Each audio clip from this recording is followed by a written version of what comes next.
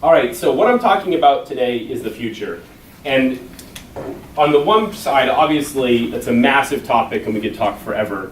But what I'm going to do is I'm going to focus it today on a couple of key things that I really think are relevant and kind of help to paint the picture and really are enough to start to get you to understand the concepts of what we're going to be talking about, not only today, but then throughout the series. The other thing I've done is I've tried to really focus this only on the perspective of small business economics. We could easily talk about humanity. I could give you a whole view on dystopian philosophy of where humanity is going and what's going to happen. And we could talk about robots taking over the world, all of which would be fun and exciting. But today we're going to kind of focus on how this technology is impacting small business, because that's the idea behind Future Tense, is to help business owners in the Pioneer Valley grow and survive and thrive so that we can continue to have a good economy. So I'm going to start off with just some key concepts. And there's 4 key concepts that we're going to talk about, just again, kind of in the interest of time, but also just to get an understanding of what we're dealing with. And if you can understand these 4 key concepts, I think a lot of the rest of it's going to fit in and make sense.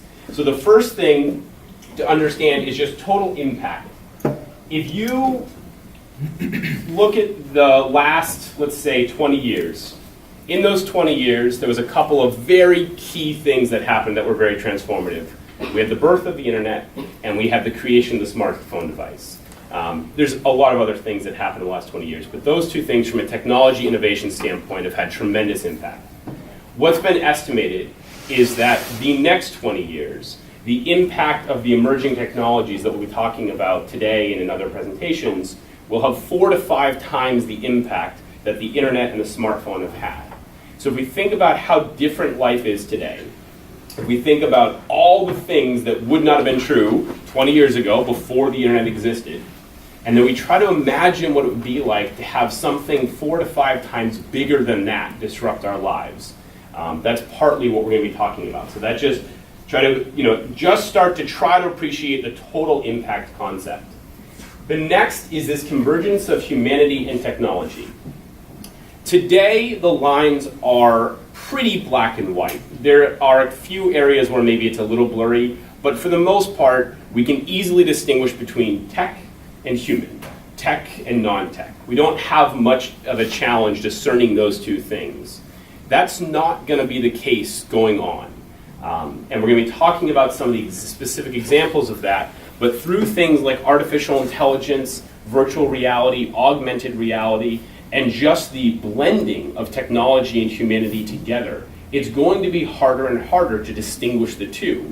For example, in 15 years from now, if I need a heart replacement, which hopefully I won't, but if I do, there's a chance that that heart that gets put inside of me could be one that was printed on a 3D printer. At that point, is that heart real? Am I still human? Am I now a cyborg? And that's what I mean when we start to talk about where these lines are going to get blurrier and blurrier, where things that we think of right now, like a human heart as being fundamentally non-technology and fundamentally human, that could change. And that's just one small example of literally dozens and maybe hundreds where it's going to start to get a lot fuzzier and blurrier. The next key concept is the rate of change. And I will say that of probably everything that we're going to talk about, this is the scariest thing. This is the hardest thing. We aren't wired for this. Human beings are struggling just to keep up with the rate of change that we experience today. And if you compare that to 20 years ago, compared to 100 years ago, we are moving at a pace that is just almost, it's almost hard to compare to earlier generations, and certainly if you go back further, of human. The rate of change that we are about to experience over the next 30 years, we are totally unprepared for. And so I'll just kind of give you one analogy to think about that on. The telephone, so the invention of the telephone, took 75 years before it reached 50 million people who had a telephone. Radio was 38 years. Television was 13 years. The internet took 4 years before it reached 50 million people. Facebook took 3.5 years to get to 50 million people. Angry Birds took 35 days. And Pokemon Go took 3 days. So just think about that we can go from nothing to 50 million in 3 days. Whereas all of our basis points, all of our reference points, even just a couple years ago, that would have been decades or almost a century to achieve that same kind of mass scale. And that's the rate of change that we're talking about, where things are going to happen very quickly. What is true today might not be true tomorrow. The competitor I'm doing business against or I'm competing with today might not be the competitor tomorrow. My customer might not be the same customer tomorrow. These things are going to happen very quickly. And the fourth concept that I want us to understand is what I would call the ripple effect. And the concept of the ripple effect is that we live in a world where everything is interconnected. Everything touches everything else. We're all so blended that if you drop a boulder in that water, the ripples are big and they continue to go out, and sometimes it's hard to even predict how those ripples are going to cascade farther and farther out. And I'll give you some examples of this when we get into it later, but there was a couple that really struck with me as I started to understand them and think about them. So these are the 4 key concepts. If you can start to embrace the fact that this impact is going to be 4 to 5 times bigger than the biggest thing we've ever experienced as human beings on the face of the earth, the convergence of humanity and technology is going to become less and less distinguishable, to the point that you may not be able to decide whether you're talking to a human being or a robot. We are not that far away from that experience. To the rate of change being faster than, not only faster, but exponentially faster than anything ever experienced. And then this ripple effects concept. The fact that if you make a change here, you have no idea what that's going to cascade down to and what that's going to look like. All right, so now I'm going to focus on the factors. And I've chosen for the purpose of today to focus just on 3 factors. Just on 4 factors, because there's just too much we could go into. But just to give you a sense of the things I'm not going to talk about, we're not going to talk about space colonization and space exploration or space mining, all of which are very exciting topics. We're not going to talk about the Internet of Things. We're not going to talk about modern medicine. We're not going to talk about high-speed travel. We're not going to talk about blockchain. We're not going to talk about robotics. And we're not going to talk about renewable energy. So that just gives you a sense of we're only going to talk about 4, and we're leaving all of that on the table. And I will still tell you that the 4 things we're going to talk about are more impactful than all of those things.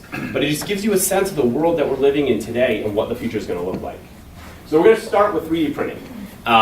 Not everybody fully understands just how revolutionary and how impactful the concept of 3D printing is going to become. I think some people are still thinking of it as kind of a fun hobby or a really cool science experiment or something that's happening in college campuses. But 3D printing is going to have a massive impact on our lives. The ability to create almost anything using a printer, cell by cell, bit by bit, is incredible.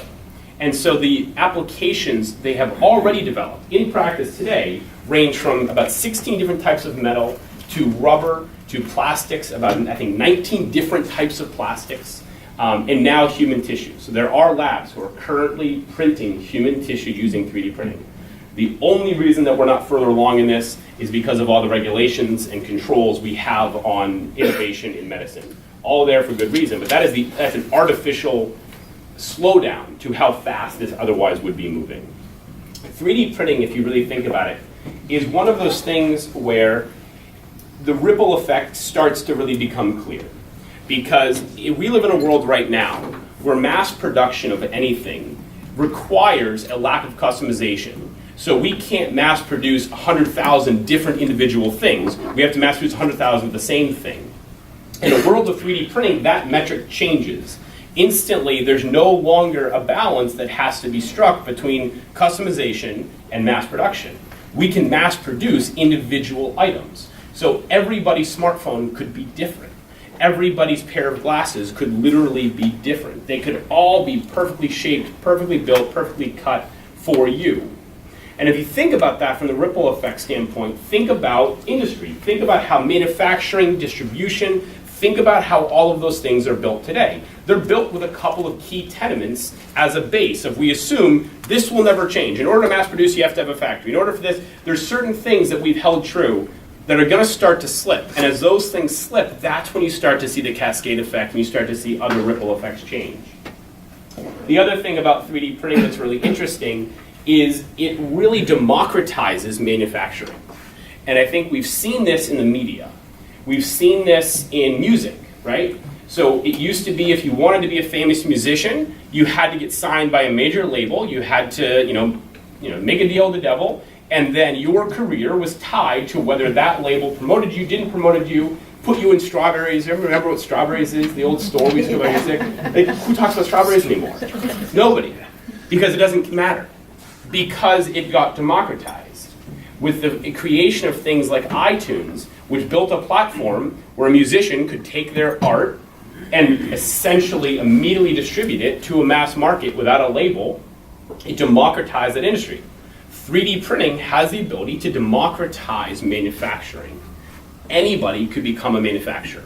The technology is going to get cheaper and cheaper. The raw materials are going to get more and more available. The technology needed to create the designs and the products are going to get cheaper and cheaper. And you're going to have high school students printing their own t-shirts to wear to school instead of having to go and buy them.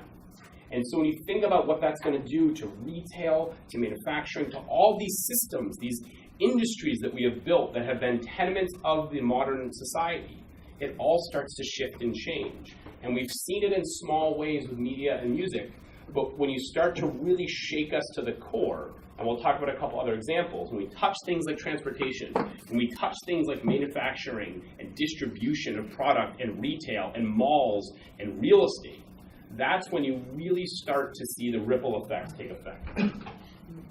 The next thing I want to talk about is the concept of artificial intelligence.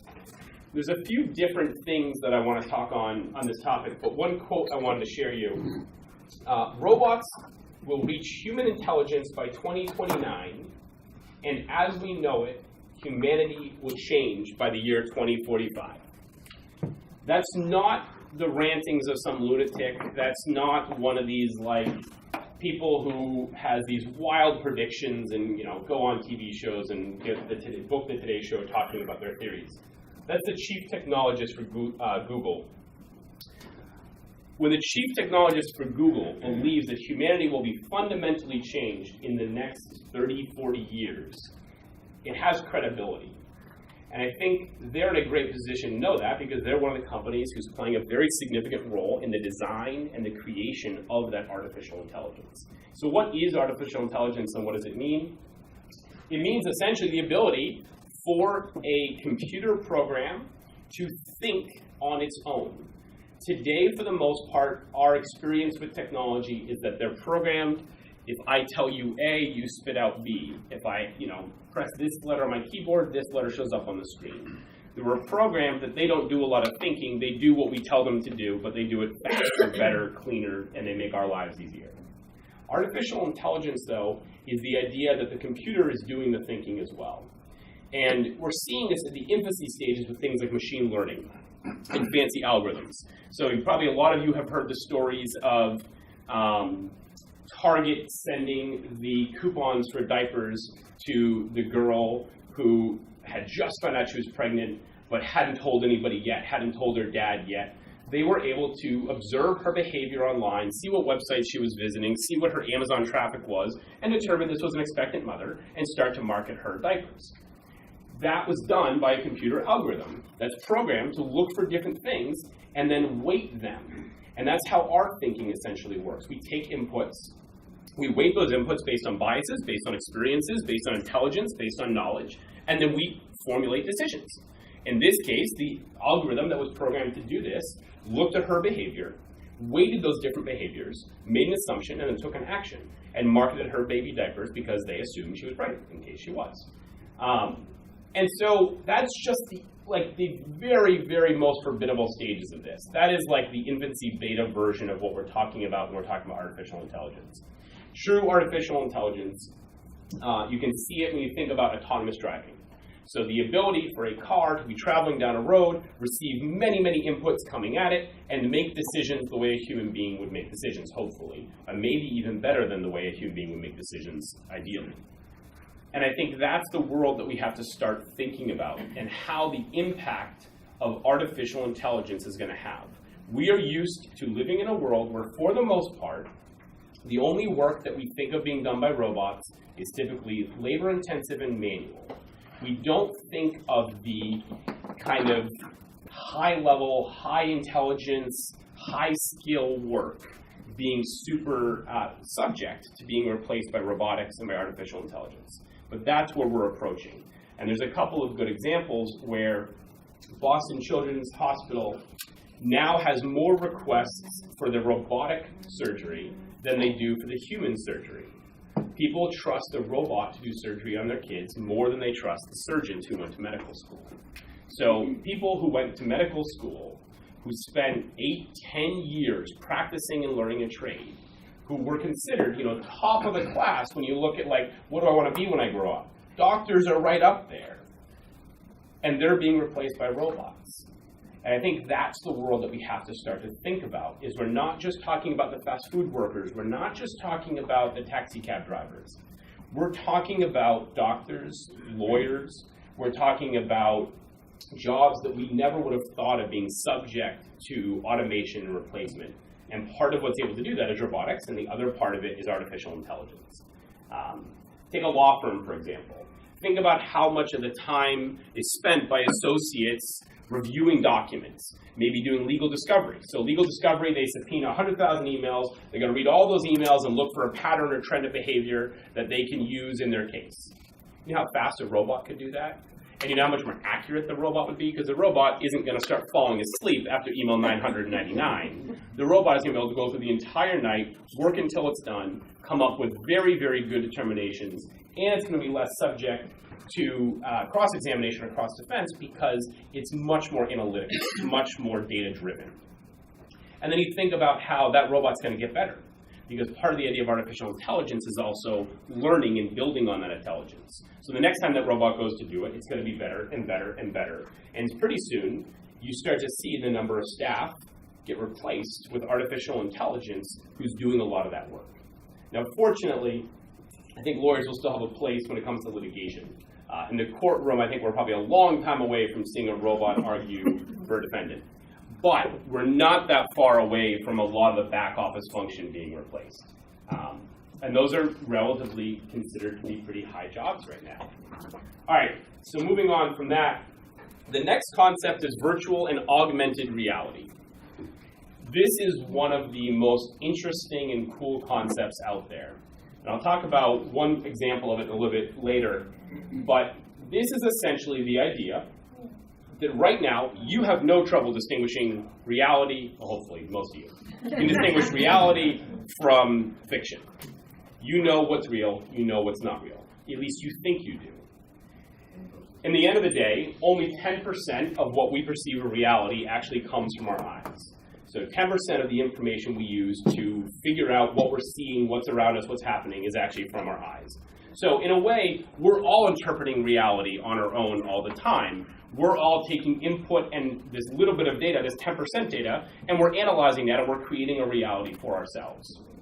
So take that concept and then imagine that computers become involved in it.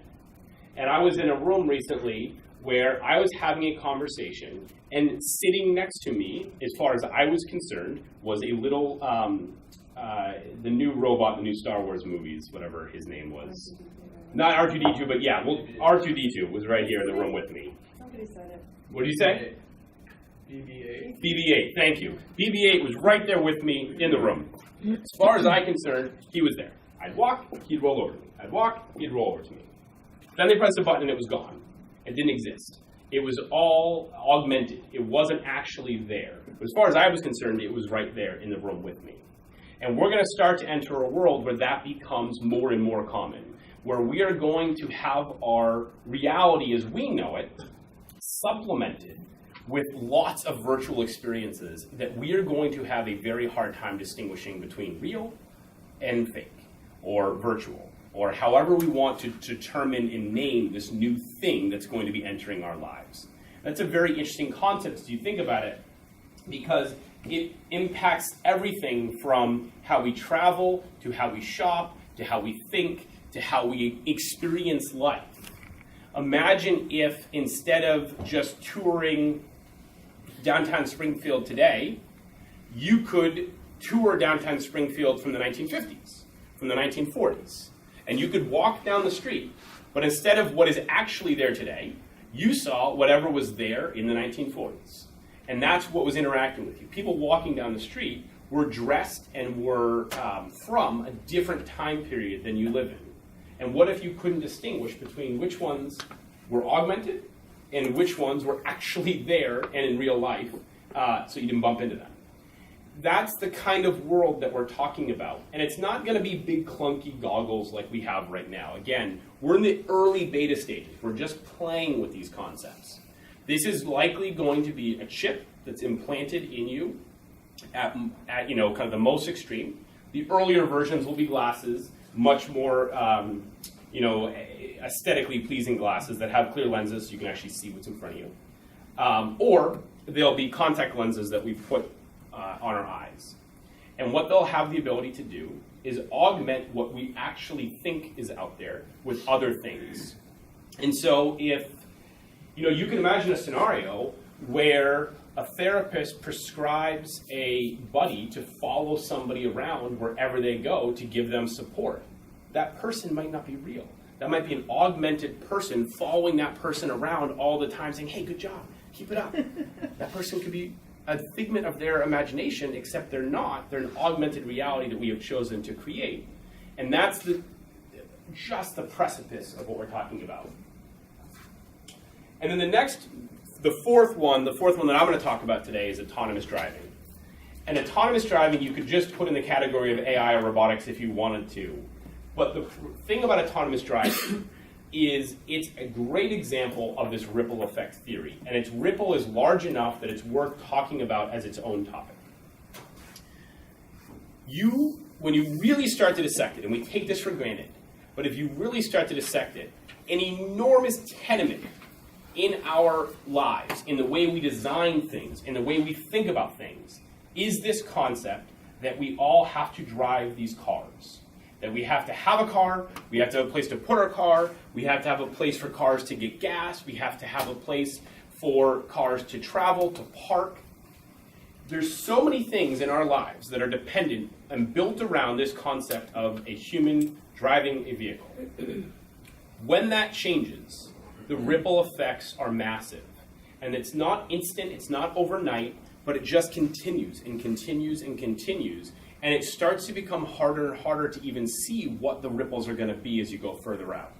And so just to kind of start to give you a sense of that, if we don't own cars, right? So that's basically the premise of autonomous driving. The concept would be autonomous driving is like your Netflix subscription. You pay a monthly fee. When you need a car, you take out your phone, press a button, a car shows up. You take that car to wherever you're going, it drops you off, that car disappears. That's the basic concept of what we're talking about with autonomous driving. So essentially Uber, but it's everywhere, and there's no human being driving the car, which drives the cost down, which changes the economics a lot. So let's just take that and play it out a little bit. So first, just at my house, I no longer have a need for a garage. So I've now just had an impact on my immediate kind of space. It also impacts the way I shop. Because it might be that right now, when I shop, it's because I'm at a gas station and I go to a convenience store. Well, I'm not going to be in the car when that car gets gas. That car is probably going to be electric. And even when it does need to refuel or recharge, that's going to be the company's problem to go do that in its off time and send me a car that's freshly charged. So I will never be part of that experience. So I will never go to a gas station, which means that the convenience store that's attached to the gas station will not have much value to me anymore because I won't be at the gas station in the first place, which is why those convenience stores work, because they have a captive audience. So that changes a lot. Then you think about, I get to work. Normally, I have to find a parking spot, park my car, get out, and go to my office. Well, now my car just pulls up at the front door, I get out, the car drives away. So now I don't need a parking lot for my office. So what happens to all that real estate? What happens to all that space that I currently have? So we shift that around. But then even think about the concept of buying a car. Well, I don't own a car anymore. Well, there's a lot of places to buy a car. What happens to all those places? What happens to all the dealerships, the used car lots, the new car lots? What happens to all those people selling cars? Well, they're going to have to change. They might become the fleet subscriber. That might be the company that I'm renting the car from or that I'm subscribing from. But their real estate's going to change because they're not going to necessarily need the big fancy showroom. They're going to need something different. And so you start to play this out, and then you look at what does that do to real estate? Take a city. Think about real estate and how much is consumed by very expensive parking garages. Parking garages go away. But what's even more important and even more impactful is go out a few years. If autonomous driving does what it's supposed to do, which is reduce traffic, make my commute much more enjoyable, and arguably also make my commute much more productive and faster, more efficient, the need to live in a city changes. And right now we're going through another kind of resurgence of everybody moving back into cities for convenience and for being able to get access to things and for the nightlife. What if that starts to shift back out? Because I don't need that convenience anymore. My car is an extension of my living room. I can do my hair and get ready. I can brush my teeth. I can have my cup of coffee. I can watch the news. I can start working. I don't care if I'm 20 minutes from work or an hour from work because it doesn't really matter. And because the other thing that we're not going to talk about today, but the idea of going to an office and sitting in an office from 9 to 5 is also starting to erode. We're already seeing that a little bit. So if I'm working in my car, if I'm getting ready for my date in the car, then I don't necessarily care that I'm right in the city. And so you're going to see that change as well.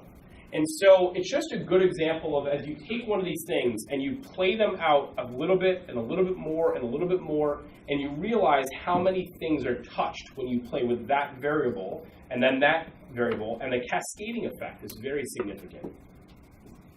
All right, so now what does this mean for business? So kind of starting to kind of shift into a little bit more of a practical sense. I said we're going to focus on those 4 topics. So I think the first thing is this concept of disruption and competition. So we all have heard, the big stories about Netflix disrupting Blockbuster. We all know about how Pandora totally disrupted the radio business. We all know about how nobody ever thought that Amazon would be a competitor for a company like Walmart. And then on and on. But there's other examples as well. There's a company called Purple and another company called Casper who sell mattresses online. And they totally disrupted that industry. Mattress industry has been around for a very, very long time, and everybody played by the same set of rules. It's actually been very significant. Those 2 companies alone have now taken 20% of the market share. And so it shows an example, and all they did was capitalize on the internet. They didn't capitalize on any of the 4 things that I've talked about today or any of the 10 things I told you I wasn't going to talk about. When you start to think about the fact that everything is changing, and then you have an entrepreneur out there who takes a model, takes an industry, takes something, and uses any one of the 14 things that I've talked about today, and uses that as a catalyst or vehicle to change the way that we interact with, buy, consume, market, touch that product, the impact can be very significant.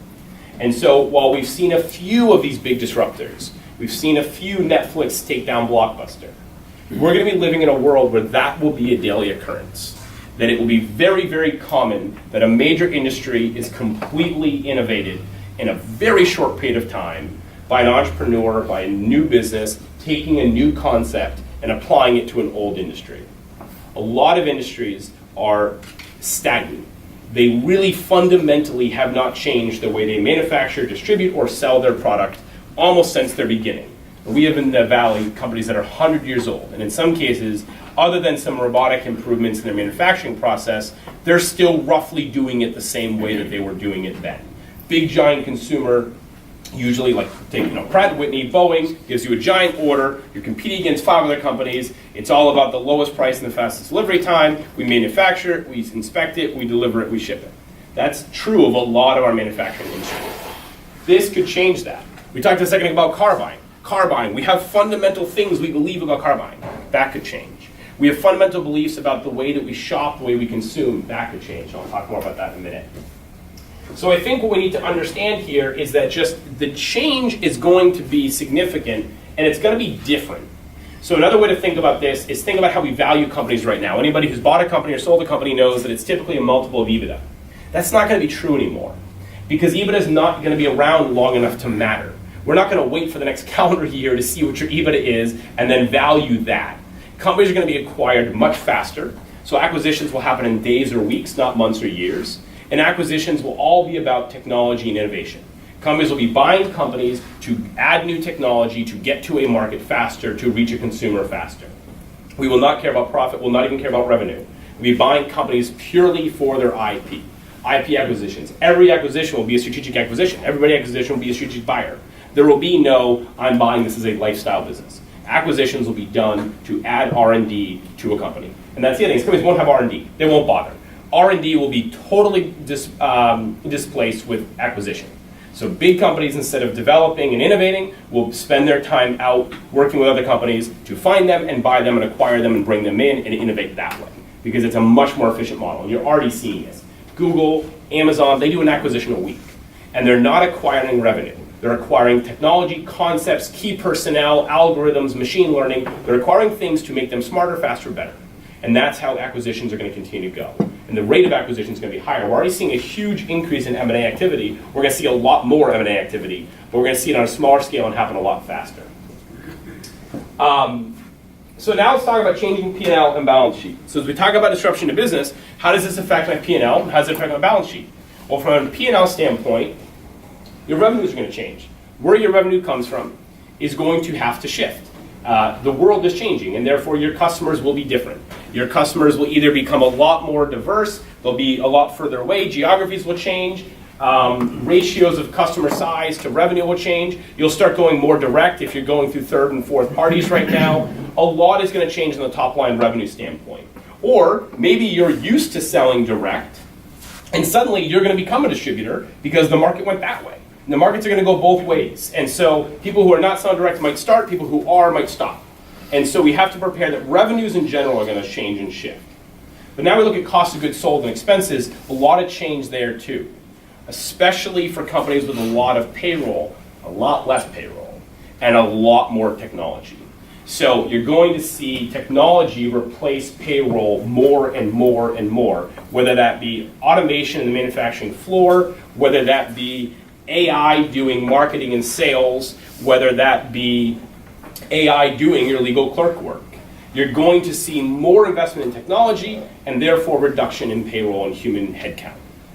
That is a reality. There are predictions out there that have said that by the year 2040, 60% of the people who are working today, 60% of the working population, not by age, but just by count, will no longer have a job. Whether you believe that or not, the reality is still the rate of change is the first time that we can definitively say will take away more jobs than it creates. We've been fortunate in the past that every major evolution of technology or disruption has created a lot of jobs, but also displaced jobs. But it's created more jobs than it's been displaced. So we've always kind of come out on top in terms of a headcount job ratio. That will not be the case. You can almost not find a single economist or futurist or anybody with any credibility who will tell you that these innovations will create more jobs than they replace. And we're not going to talk about humanity and the impact of that today, because I said we wouldn't, but you can start to imagine that we're going to have a whole other set of conversations that need to be had around what does that mean. But from a business owner perspective, what it means is that you'll have less payroll and more innovation and more technology, more M&A as well. The other thing that it means is, let's talk about your balance sheet. Your corporate assets are going to change. Fundamentally, one of the most important values in a business is going to be its data and its algorithms. There was a prediction that data will be the next gold.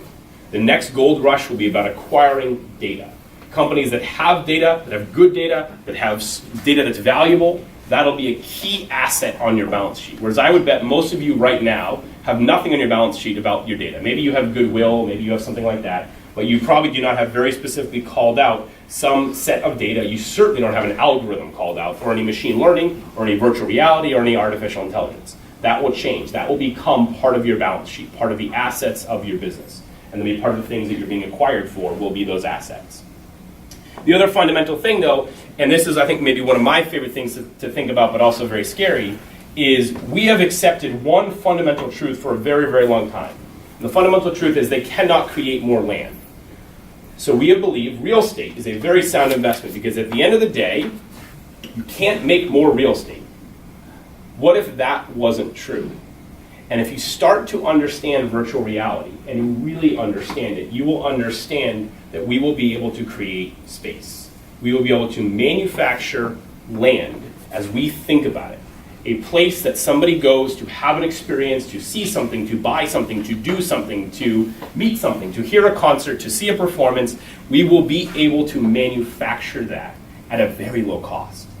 And so the pure fundamental concept that real estate is a good investment on our balance sheet may fall apart because we might not be as competitive for especially high value commercial real estate. The most popular mall in America, in the world, might be an artificially created mall that is owned by a 15-year-old kid. That's feasibly possible. And it will still have value. So your virtual reality, your virtual real estate, may become a corporate asset, may be something that you are highly valued for, because if you can get traffic, if you have designed something that people want to come to, that people are willing to either pay to come to, or come to and then purchase things at that location, virtually, then you may have a very valuable asset, but it might not be bricks and mortar, and it might not be physically have a street address. It might have a virtual address. And that's a very interesting concept to think about. And then again, I don't have time to do it, but we could play out the ripple effects of that. And I'm sure you guys don't need a lot of imagination to imagine what happens when we're no longer competing for real estate the way that we are, and that we can manufacture it almost infinitely. So then the last piece, and I hopefully have done a couple of things, and I think George teed it up really well. You should hopefully have experienced kind of a lot of different emotions. There's no question some of this can feel a little scary, can be a little bit alarming. At the same time, it should be a little bit exciting, at least a little bit. And hopefully some of you are seeing this as the opportunity that it really truly is. This is an opportunity for us to do things we're not doing now to reinvent ourselves. And so what I want to kind of end with is just how do we start to take the fear out of this and turn this into something that actually might give us excitement and might give us fuel. So the first thing, and I think Amy teed this up well, is we just have to accept it and embrace it. Resistance is futile. There is no reason to say this isn't going to happen, that'll never, don't do that, because you will miss out on all the things happening because you'll be too busy telling people it's not happening as it's literally happening around you. We're way past that point. There is no more this isn't going to happen stuff. So if that's still your mindset, focus on that last set of your career and retirement. But if you're going to really participate in this, if you're going to be a part of it and not be lost in it, then you need to accept it. And you need to then embrace it. So acceptance first, and then we move on to embracing it and starting to get excited about it. The next thing is we need to think differently. We have to essentially take everything that we hold true today and just be willing to part with it. So if we've been running a manufacturing company for 3 generations, we have to just accept that just because that's how we've done it for 100 years, that doesn't mean that's how we're going to do it in the future. I think a couple of the speakers teed this up already, but we've got to just accept that, as Amy said, what got us here is not going to get us there. This is a different world. Things are changing, and they're changing just so fast. Remember those 4 things I asked you to remember at the very beginning. The rate of change, the total impact, the convergence of humanity and technology, and the ripple effect. We've got to embrace and understand those and realize that everything is going to change. So let's just forget the things that we hold true. Let's never become somebody who's saying, well, that's how we've always done it, or that will never change. Those 2 things should not be allowed to be said, because they're both not going to be true. The next thing is to really take a hard look at what value do I have. And I don't mean as a human being, I mean as a business. What is the data that we have? What is the information, the knowledge? What do we have that has value to anybody that we're not currently commercializing or making any revenues off of?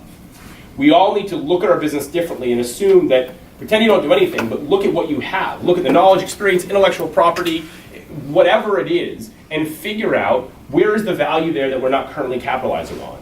Who are the customers that we're not currently marketing to? What do we have? And don't think linearly in terms of, well, we could, if we're selling widgets to these people, we could try to sell widgets to those people. Think differently. Think about, what do we know about making widgets? What do we know about those customers? What do we know about marketing, sales, manufacturing? What do we know that has market value beyond what we're doing today? And then similarly, you want to think about who your value proposition is for today, who do you create value for, and what is that value you're creating? And just ask yourself, how could somebody else create that same value differently than the way I'm creating it? And that will start to get you to think along the right lines. Don't think about, could somebody start another manufacturing company to compete with me? Don't think about, could another law firm open up and steal my clients? Think about the value proposition that you create for your customer and ask, how could somebody create that same value for that customer differently? If Blockbuster have been asking themselves that question, what is the value that we create? It's not stores, it's not DVDs, it's we're providing video entertainment to consumers. If they understood that and asked themselves the question of how could we do that differently, there's a chance that Blockbuster might have launched Blockbuster Online 10 years earlier than they did. By the time they did, it was a joke. But they could have gotten there. Kodak, we've all heard the story, could have gotten there. They didn't because they weren't willing to think differently. We have to fundamentally be willing to think differently. And then finally, we need to collaborate. We need to stop this concept of kind of this ivory tower, we all protect, we all keep everything close to the vest. That's not going to work. You will watch those companies shudder and die. The way that we're going to be successful is through collaboration. And that collaboration is going to be at all levels. Businesses need to be paying attention to what's going on at the startup scene. They need to know every startup in their space, what they're doing, what their innovation is, what they're playing with, what they're messing with. They should then be helping those startups. They should be governing those startups. They should be trying to get on their boards. They should be giving them funding. They should be giving them ideas. They should be opening up their doors and welcoming those startups. Because those are going to be your future acquisitions. And that very well may be the company that you buy that saves your company. And so this idea that we have to keep everything close to the vest, we have to own our own stuff, we have to be very protective of it, we've got to let go of that. And we have to look at partnerships and collaboration. This is a lot easier if we work together to do it because there's an enormous amount of risk. And so the more that we spread that risk, the more we share that risk, the less risk each one of us individually is taking on. So if I have an industry and I partner with another industry who's doing something innovative, and we both share in that risk of going down a new road, I've cut my risk in half. And that's the kind of mindset and thinking we need to have as we work together, a lot more partnerships, a lot more investment and interest in working with local startups as well as national startups, knowing our industry and not being afraid of both our competitor, but also maybe a company that has nothing to do with us, that doesn't compete with us, but is struggling with some of the same challenges. We may choose to innovate together and come up with the innovation that's ultimately going to save one or maybe even both of our businesses. So with that, I will stop. I'm more than happy to field a few questions, but hopefully you guys are thoroughly opened up to this concept. And then the idea is that, as I mentioned at the very beginning, I have the most high-level, big-picture presentation of the four. And as we get through the rest of the year, it'll be more pragmatic, more tactical, more about actual things you can do. But the idea here was just to kind of get you on board with the concept. So thank you guys very much for having me.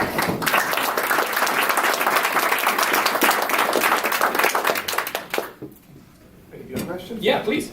So I'm just kind of curious with Paragus, like, can you give an example of a big change you've made and a small change you've made based on your predictions here and what you're seeing in the future? Like, how are you, and I know you said tactics is next session, but maybe we can get a preview. Yeah, so I mean, I will say one of the small things that we've, big or small, is we have really tried to embrace the concept of accepting the fact that we don't have 50 employees, we have 50 innovators.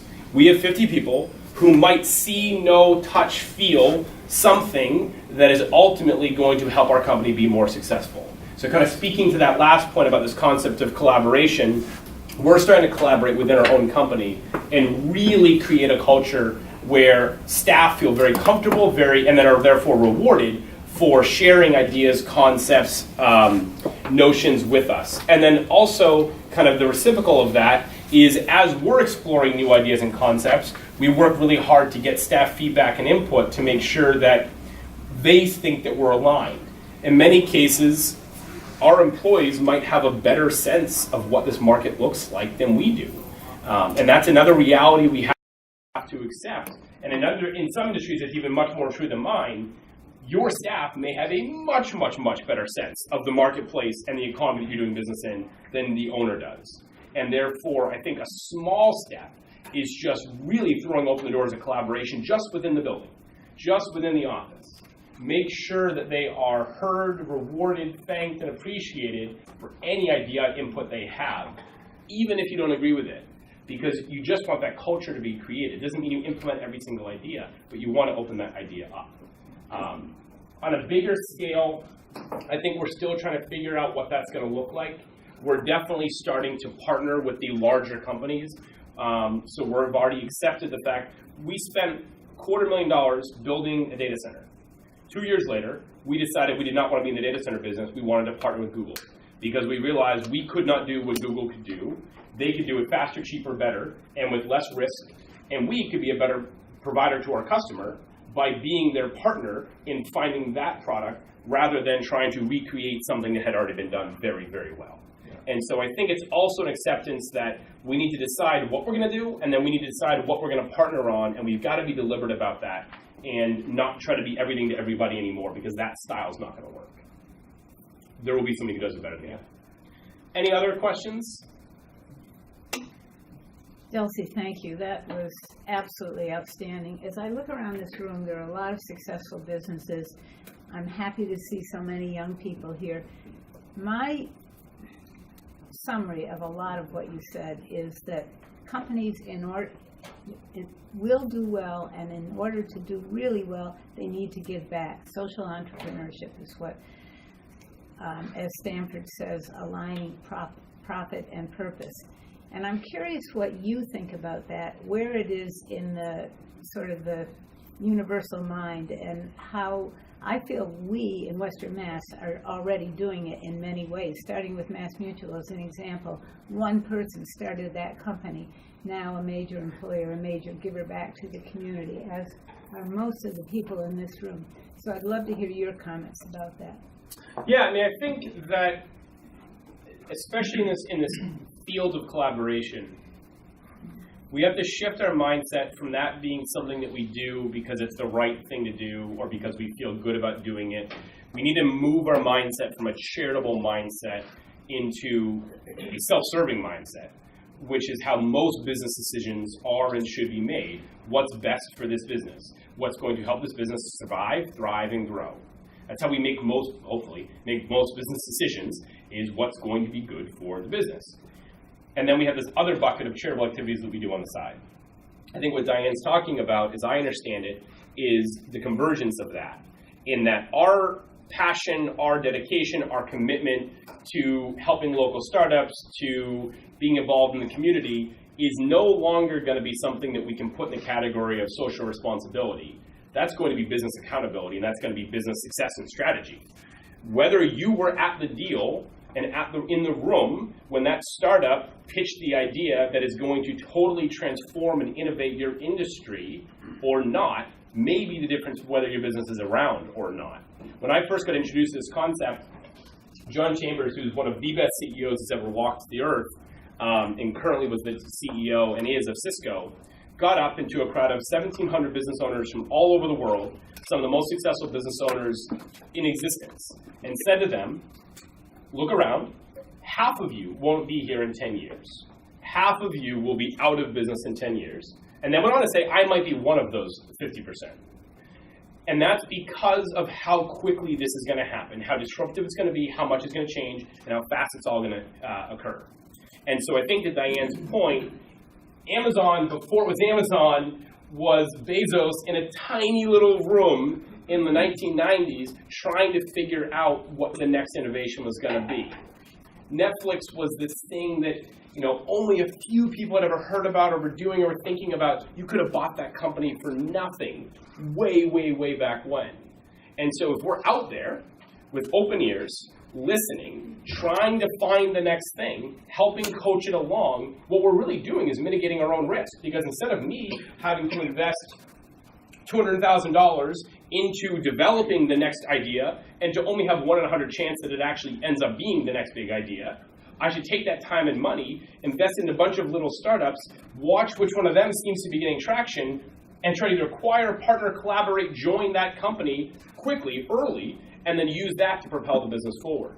And that's when we shift from kind of social responsibility to good, logic, sound business strategy. And I think that's what kind of Diane's touching on, and I wholeheartedly agree with it. We need to just fundamentally change how we think about business, how we think about innovation, how we think about kind of the whole R&D concept of growing and scaling our businesses. Because what we're doing today won't work. And Amy's point again, what got you here won't get you there is very, very true. And there's a lot of businesses that have already proven that. And they're just the canary in the coal mine. They're just the leading edge of showing us what the future is going to come, not the outlier. Any other questions?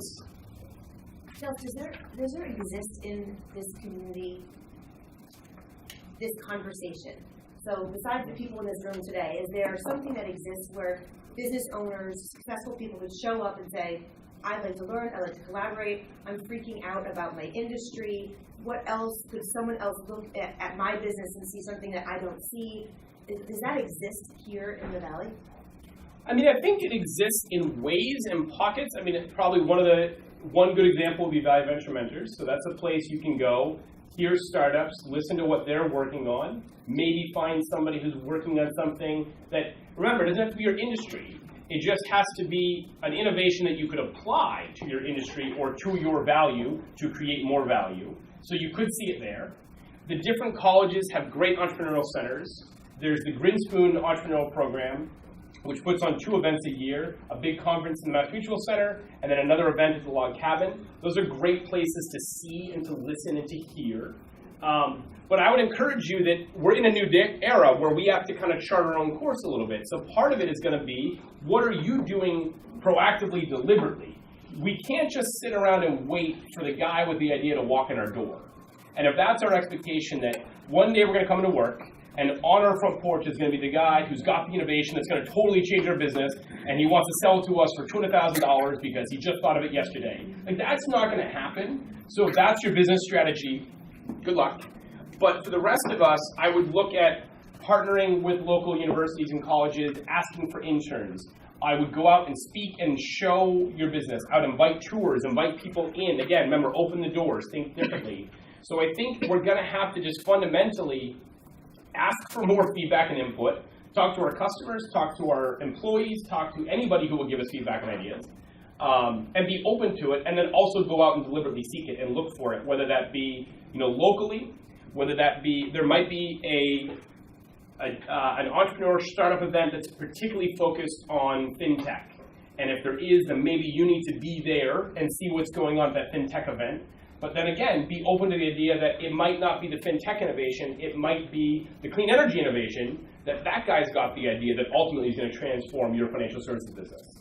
And so it's being open all the time, everywhere you go, and then it's being both deliberate as well as collaborative. Yeah? I'd be remiss not to say Valley Venture Mentors meets on the second Wednesday of every month in downtown Springfield with free beer, wine, parking, and childcare. Thank you very much. Well, the actual question, which is slightly more serious, but not that much more serious, is what is your speaker fee? Yeah, I mean, I think this is one of those topics that I love speaking about, I'm very passionate about. This is the kind of stuff that got me into business, is solving these problems. And I would suspect that's true of a lot of you. I would suspect that a lot of us are in business because we like to solve problems. We like to create value. We like to make things that people want and produce a value to a marketplace. I would suspect that's true of a lot of entrepreneurs, a lot of business owners, a lot of the people in this room. That's exactly how I see it. And so to me, this is very exciting. The reason I spent so much time learning about it and trying to understand it is it, to me, is very exciting. I got over the fear thing. That was the first reaction. But then once you embrace that and accept it, it starts to become exciting. And it starts to be something that I think you can clearly see I'm very passionate about, because I think if we get it and we understand it and we embrace it, it's a massive opportunity. And that's how we need to view it and see it. Because it will help us get out there, and it will help us survive in a lot of ways. As dire as that sounds, survival is also thriving. And I think that we can look at it as survival, or we can look at it as we want to thrive. And that's how I see it. George, last question probably? I think you've been answering this question kind of all along, but I just kind of want you to walk us through this, because when I started interviewing people, I would always ask whether it was a college president or a bank CEO or anybody else, I'd ask them what their 5-year plan was. I stopped asking that question a long time ago because no one does 5-year planning anymore. That is obsolete. Now people do a 3-year plan or a 2-year plan. At the rate of change that you described there, and I think of all the things that you said today, I think the thing that was probably the most intriguing was the absolute incredible pace of change that is going to come. Yep. How in the world does someone plan when you have change coming at you that quickly?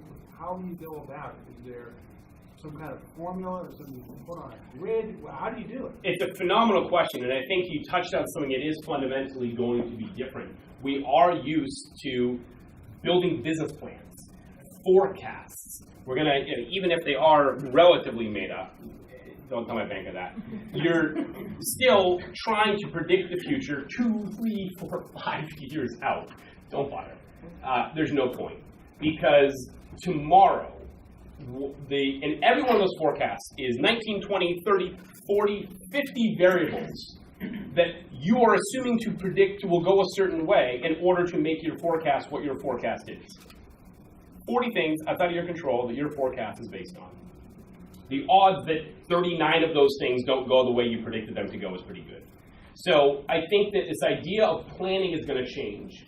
And so one of the examples that I was learning about was this guy had acquired this business. He spent 6 months studying the business, learning its financials, learning how it operated, learning how it worked, acquired the business. About 10 days into the business, a totally disruptive technology came in, and the business was essentially worthless. That is possible. That kind of stuff can happen. And so to answer the question, I think what we have to do is think broader than simply, what is my business, who are my customers, how do I deliver that, how do I forecast that out? But have a wider lens to say, what value do I have? How do I keep building more value? What assets do I have? How do I keep growing those assets? And then who I'm selling, marketing, and providing that value in those assets to may shift and change, but I'm focused on building core strength within my value proposition and my assets and my balance sheet. And so if my data is getting better, if I can find ways to grow my algorithm, if I can find ways to improve my artificial intelligence, if I can get more traffic to my virtual reality that I've created, regardless of who's shopping there today or who I'm selling to today, if I can focus on that and predict growth there and find ways to grow that, I think that's how you're going to see this change. And you've already seen examples of this. This isn't totally fictitious. If you look at totally subscriber-based online companies, the way they're valued is a measurement, a metric of what is their total acquisition cost per user, and then what is their total revenue or profit per user. And then there's a formula that combines those two things, and it's got a long acronym that I don't remember off the top of my head. But basically what it shows is, what do I have to spend to produce what profit in an online virtual world?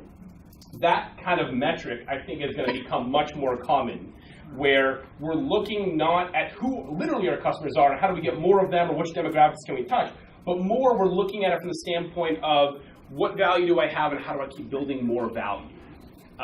And that's going to be fundamentally different than the way that we think and work today. It's not how many customers does Paragus have. We have 131 today. We want to have 138 by the end of the year. That's going to be different. It's going to be more about what value are we providing, what data do we have, what information do we have, and how do we make that more and better and more valuable. All right. Thank you very much, George. Thank you very much, everybody.